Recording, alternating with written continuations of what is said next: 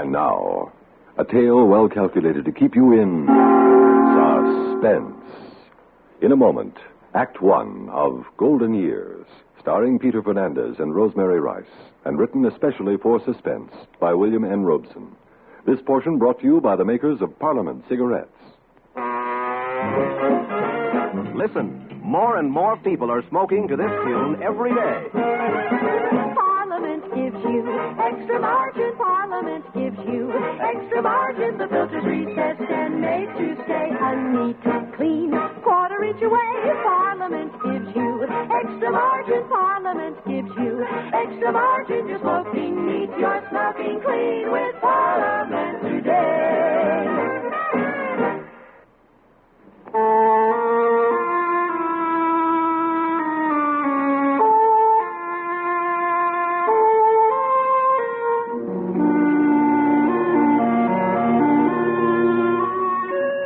I really didn't know Buddy well at all. We just met about a week ago at the malt shop. He was real cute. He thought I was cute, too. At least he said he did. And last night we had this date. Only he wanted to break it, so I went over to babysit for Mrs. Foster. But before that, I guess I'm getting ahead of myself. Anyway, the whole terrible thing must have started yesterday morning over at Buddy's house. I wasn't there, of course, but it must have happened something like this, I guess. Dad, could I ask you something? Sure, son. What's in your mind? I got a date tonight. That's nice. Dad, will you put down that paper and listen to me? Buddy, that's no way to speak to your father. I'm sorry, Mother. Dad. Yes, buddy, I'm listening. You said you had a date tonight, didn't you? Which is scarcely news. So I was wondering... The answer is no. Why don't you wait till I finish? Buddy. Because I know what you're going to say. And the answer is no. You may not have the car tonight. Why not? You know the answer to that, too. All right, so I got a ticket. But it was only a 35 and a 30. Which makes it speeding, son. All right, so it was speeding. But, gee, Dad, that was 6 weeks ago. So I grounded you for 2 months. Yeah, but, gee... Well, can't a guy get time off for good behavior? I'm caught up on my homework. I'm helping Mom with the dishes. That's true. And this date I got. How am I going to explain to her that I haven't got a car? Just explain how you hot-rodded through the residential streets of this town when you did have a car. Well, Ken. I don't think you're being very fair. That's a subject on which you are not qualified to pass an opinion, son. But the other kids... And that's a discussion I will not be trapped into either. What other parents do with other kids is of no concern to me. I didn't get a speeding ticket, son. You did. And just because the traffic court let you off with a warning is no reason why I shouldn't punish you. Yeah, punishment. That's all you can think of. I'll bet if my real father was alive... Buddy. I don't care. You're not my father, and you haven't got a right to punish Now, me you like listen to me, young man. I'm your legal father, and you'll do as I say. Now, I adopted you when I married your mother. In the eyes of the law, I'm every bit as much your father as if my blood ran in your veins. I'm sure glad it doesn't. On that, we see eye to eye, young man. But as long as you remain in this house, you'll do as I say. Now, is that clear? Loud and clear. I will not put up with your insolence. Yeah, I know. Thanks a lot, Father. Thanks for nothing. Oh, Fred. It's a phase he's passing through. 16's an awful age for boys. But he'll grow out of it. You'll see the day when you'll be proud he's your son.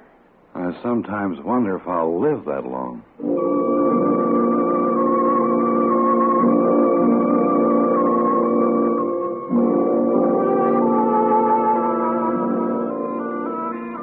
That's the way it must have happened. Something like that, I guess. Anyway, like I said, I had this date with Buddy last night. Only I ran into him sort of accidentally in the afternoon. You see, I dropped into the malt shop for a Coke. And I played a few records, and then, guess what? Who should walk in but Buddy? Hi, Sue. Oh, hiya, Buddy. What you doing? Nothing. Me too. Funny. What? It's a coincidence, kind of. What is? Oh, this. Me dropping in for a Coke and you dropping in. Coincidence. Yeah. What's the matter, Buddy? Nothing. You're awful quiet. Look, Sue, I gotta break our date tonight. Well, why, buddy? My old man won't let me have the car. Oh, that's all right. We don't have to go anyplace. It's not all right. Hey, look. I've got an idea. Mrs. Foster wanted me to babysit for her this evening. I could tell her yes. And then you can come over there and, well, we can listen to records or look at TV or something. She won't mind. It's nice of you to be so understanding, Sue, but don't you see, it's the principle of the thing. He's got no right treating me this way, like I was still in junior high school or something. I know, buddy, but parents are all alike. They just never seem to learn. Well, he's going to learn. Tonight. That's the real reason why I'm breaking our date. Huh? What do you mean? I'm going to kill him. Tonight. You're kidding. No, I'm not, Sue. I mean it. I've got it all figured out. He always falls asleep after supper in front of the TV, waiting for the 9 o'clock news. When the news comes on, he wakes up. Like an alarm clock. He looks at the news and then he goes to bed. Only tonight. Tonight he'll never see the news. He'll never wake up at all. What's so funny? You are. That imagination of yours. You're too far out. I'm serious, Sue. I'm going to do it tonight. Listen, I think you better come over to Mrs. Foster's with me tonight and we'll talk about it. There's nothing to talk about. I've made up my mind. He's had this coming to him for a long time, that dirty old... Buddy, that's no way to talk about your father. Well, that's just it, Sue. He isn't my real father. He's my stepfather, and I hate him. I've hated him ever since I was a little boy. But that's no reason to kill him. It's reason enough for me. I've taken enough from him. I'm not going to let him push me around anymore.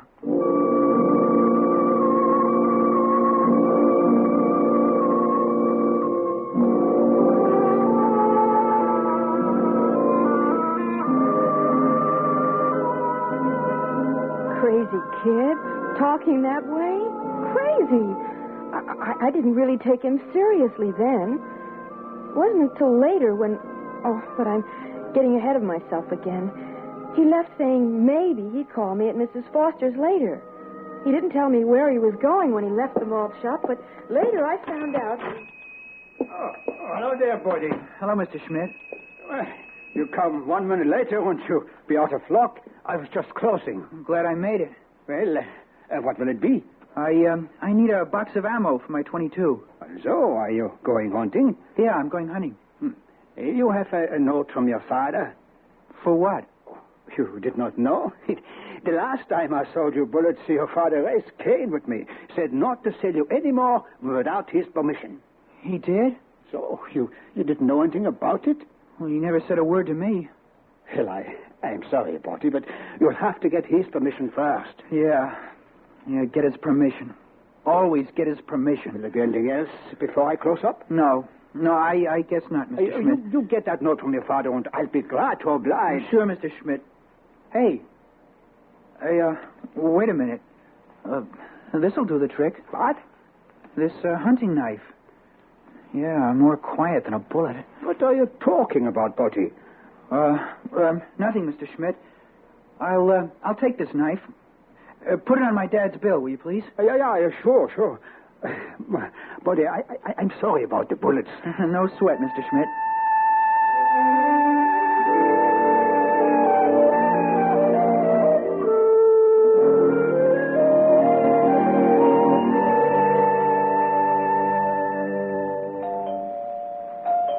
That you, Sue? Yes, Mrs. Foster? Oh, come on in, dear. The door's unlocked. Okay. The baby's dinner things are laid out in the kitchen. I'm so glad you were able to come over and help out tonight. Oh, darn this zipper. Here, can you get it unstuck, Sue? Well, I'll try. There. Why, Sue, what's the matter? Your hand's shaking. Oh, it's nothing, Mrs. Foster. Nothing. But you're white as a sheet. Here, Sue, sit down. I'll get you a glass of water. No, please. I'm all right. Really, I am. Well, you don't look all right. Now, come on, tell me, dear, what's the matter? What's upsetting you? Mrs. Foster. Yes?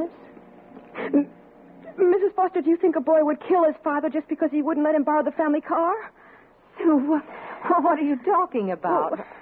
Well, You see, Buddy Birdwell, my boyfriend, sort of. You see, he wasn't kidding, but see, I thought he was when he said it, but now I'm not so sure, and I keep thinking back, and he was awful serious. Serious about what, Sue? Tell me. About murdering his father. What? He said he was going to murder his father tonight. For heaven's sake, why? Because he wouldn't let him have the car. Oh, but that's plain crazy. That's what I thought, but now I don't know.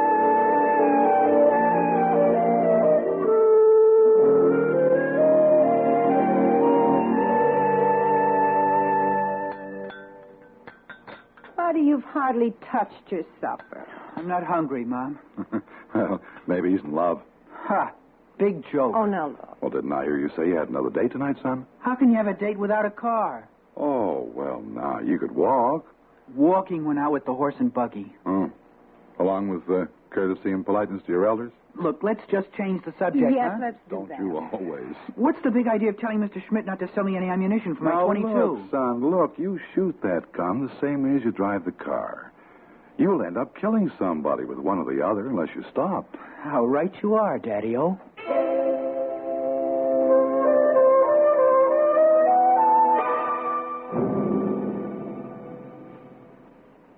And that's everything I can remember he said, Mrs. Foster. Do you think he really means to do it? I don't know. But just to be on the safe side, we've got to warn his father. Where does he live? Oh, I don't know. You don't know? No, you see, well, I really don't know Buddy awfully well. I just met him only last week over at the malt shop. Oh, I see he picked you up. Well, not exactly. Oh, you picked him up? Well, that's not exactly it either. You see, I understand, Sue. I used to hang around the malt shop myself not so very long ago. So, you see, I don't really know very much about him. But even so, You wouldn't want him to murder his father. Oh, no. Well, neither would I, and I don't know him at all. Now, let's see if we can find their telephone number. But, Mrs. Foster, you have an important meeting to go to. That's right, Sue, and you know what the meeting's about? No? Well, believe it or not, it's a meeting of the Mayor's Committee on Crime Prevention. Oh, no. So if I can prevent a crime without leaving the house, why attend a meeting on the subject? Now, what's this lethal Lothario's name? Buddy Birdwell. You don't think he was serious, do you? I don't know, Sue, but I'm surely going to find out. Birdwell? Yes, that's right. A, B, the A, the D, the I. Here we are, Good. Birdwell. I'll tell there aren't very many in the book, so we'll begin with Birdwell Albert.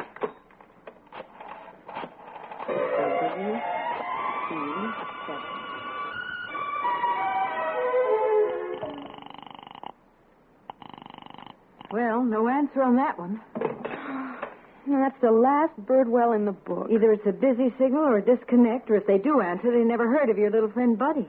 Oh, golly, I'm sorry, Mrs. Foster. I guess maybe I was a little hysterical about the whole thing. Oh, why didn't I think of that in the first place? What, Mrs. Foster? The police. Of course, they are the ones to handle this. They'll know what to do. Downtown Police Station. Sergeant Kenny speaking. Oh, Sergeant, this is Mrs. Foster of the Mayor's Committee on Crime Prevention. I want to report a murder. What? A murder. Yes, Mrs. Foster. It hasn't happened yet, but I'm afraid it's going to. Well, who's going to murder who? Well, this boy... Buddy Birdwell. Oh, yes. Buddy Birdwell. He told his girlfriend that he was going to murder his father tonight just before 9 o'clock. And I thought you ought to know so you could stop him. Yes, ma'am. Now, where does he live? Well, that's the trouble. I don't know his address, and I've called all the Birdwells in the phone book. Well, now, we'll do what we can, Mrs. Foster, but we hardly ever hear about murders until after they happen.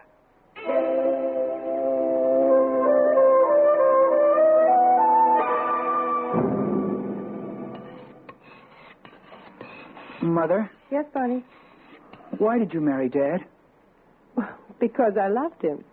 Well, that was a long time ago when I was a little boy. Do you still love him? Of course I do.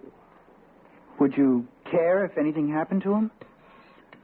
Why are you asking me such questions? I'm growing up, Mother. I've got to know a lot of answers. Stop scraping that knife on that stone. It makes me nervous. Okay, Mother. It's got a good edge now. A nice razor-sharp edge. You didn't answer my question. Would you care if anything happened to him? Well, of course I'd care. He's my husband. He's my whole life ever since... You too. Me what? You're on his side. I don't know what you mean. Mother, why did you divorce my real father? Oh, Buddy, we've been through all this. Have we? Tell me again. Tell me, why did you divorce him? I didn't love him anymore. What about me? You didn't love me either then. You sent my father away. A boy needs a father, and you sent him away. I had nothing to do with that. I divorced him, but I did not send him to Korea. Maybe he wouldn't have had to go if you hadn't divorced him. Now stop it, Buddy. I won't listen another minute. What I did for your good as well as my own happiness. You sent my father away.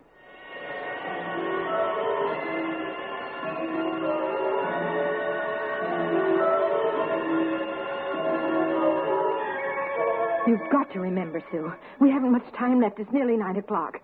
Now think, dear. What else do you know about this boy? I've told you everything, Mrs. Foster. I can't remember anything else. Then we'll have to go right back to the beginning again. Do you think he'll really do it, Mrs. Foster? I don't know, but we've got to be sure that he doesn't. No. Now, from the beginning, Sue. Think. What did he say to you this afternoon? Oh, all right.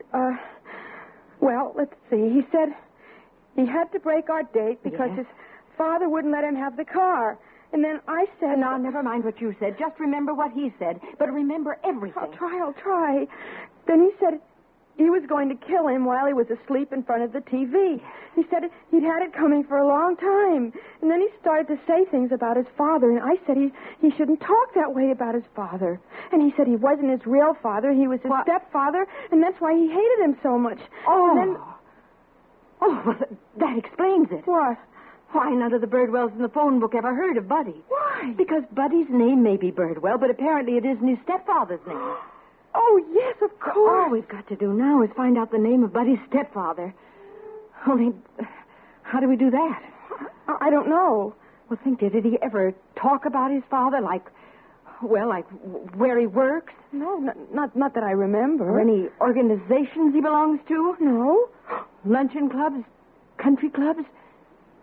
Churches? Oh, well, wait a minute.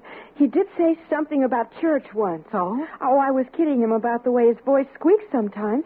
And he said he was a star soprano in the St. Luke's choir before his voice changed. St. Luke's? Well, that's my church. Oh. Now we're getting somewhere. Dr. Devon should know. Who's he? He's the pastor of St. Luke's. Oh. Good evening. Dr. Devon's here. Oh, good evening, Doctor. This is Mrs. Foster. Mrs. Frank Foster. Oh, yes, Mrs. Foster. How are you this lovely evening? I'm fine, thank you. And Mr. Foster? Oh, he's well. Well, we haven't seen you at services for several weeks. Yes, I know. Mr. Foster's been out of town, and I haven't been feeling well. Oh, I'm sorry to hear that. Nothing serious, I hope? No. Look, Dr. Devons, I need your help. Of course, Mrs. Foster. What can I do for you? Do you recall a choir boy named Buddy Birdwell? Birdwell? Yes. Buddy Birdwell. He was your star soprano a couple of years ago. Oh, yes, a fine boy. But I must say he's also been lax in attendance recently. Yes, well, Doctor, what I want to know is, what is his father's name? Why, Birdwell, of course, although I can't recall the first name at the moment. No, it probably isn't Birdwell. I'm referring to Buddy's stepfather. Oh, yes, of course. It comes back to me now. His Buddy was very proud of his real father, and he insisted on reassuming his name when he became 40. Yes, but the stepfather, what's his name? Does he know? See, oh, dear, it's on the tip of my tongue. Carstairs? No, Carston, yes, that's it. Ralph Carston is a fine man. Fine boy. A fine family. Ralph Carston? Oh, Dr. Evans, do you think this This fine boy is capable of murdering his fine stepfather? Mrs. Foster, whatever put such an idea in your head? Well, he did indirectly. Do you have Mr. Carson's phone number? Yes, it's around here somewhere. Would you just hold the line for a second? Yes, Doctor. He's looking for it. Oh, yes, I'll write it down. here it is. West 5, 3296. West 53296. 532, yes, 96. Thank you very much, Doctor. Is there something wrong, Mrs. Foster? Is there anything I can do? Pray, Doctor. That's about all you can do now. Pray for that fine boy and his fine stepfather.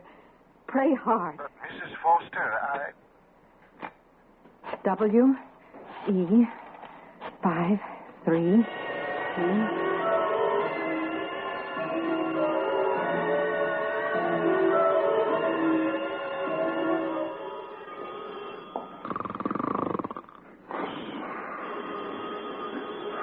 Darn it. The phone's ringing. Oh, why doesn't somebody answer that phone? Buddy. Buddy, why are you standing there with that knife in your hand? Answer the phone. Buddy, don't you hear me? Yes, Dad. Hello? Hello. Is this the Carston residence? Yes, ma'am. Is this Buddy Birdwell? Yes. You haven't... Your father, is he there? He's here. Is he all right? You didn't... He's all right. The phone rang and woke him up in time. Oh, for goodness sakes, what in the devil's going on here? I'm sorry, Dad. I'm sorry. What do you mean you're sorry? Here, give me that phone. Hello? Hello? Hello, Mr. Carston? Yes, who is this? Well, this is Mrs. Foster speaking, Mr. Carston. Are you all right? All right. Well, of course I'm all right, except the phone woke me up. You know, the first thing I see is this son of mine standing over me with a knife. Now he's just standing here blubbering like a baby. Look, what's going on around here? Mr. Carston, you don't know me, and I don't know you, but please don't think me a busybody or a meddler when I tell you this. Tell me what? Just this. That son of yours needs you. He needs your understanding and maybe your help. Try to give it to him, will you? For your own good.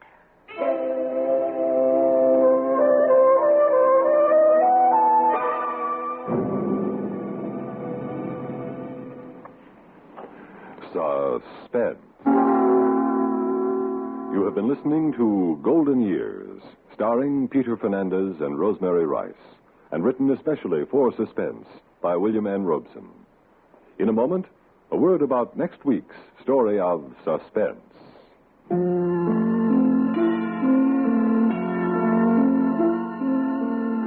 Suspense is produced and directed by Fred Hendrickson, edited by Norman Ober, music supervision by Ethel Huber. Heard in tonight's story were Ivor Francis, Elspeth Eric, Mary Jane Higby, Ronald Dawson, Brett Morrison, and Pat Hosley. Listen again next week when we return with Point of a Needle, written by Joseph Cochran. Another tale well calculated to keep you in suspense.